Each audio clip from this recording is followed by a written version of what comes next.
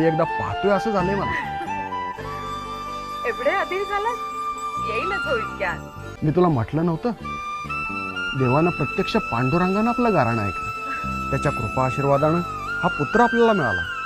खरंय हो तुमचं. मी तर बाई आशाच सोडली होती, पण देवाची कृपा झाली म्हणायची. पण मी काय म्हणते, देवानं आपल्याला हा प्रसाद देऊन त्याची थोरवी सिद्ध केली. पण आता वेळ आपली आहे म्हटलं. म्हणजे तुला काय म्हणायचंय? मी नाही समजलो. विसरलाच वाटतं. गेल्या वर्षी पंढरपूरला गेला होता तेव्हा. हा, आठवलं. तेव्हा पांडुरंगाला नवस बोललो, मला पुत्र प्राप्त झाला की तुझ्या चरणी सुवर्णाचा करगोटा वाहील म्हणून.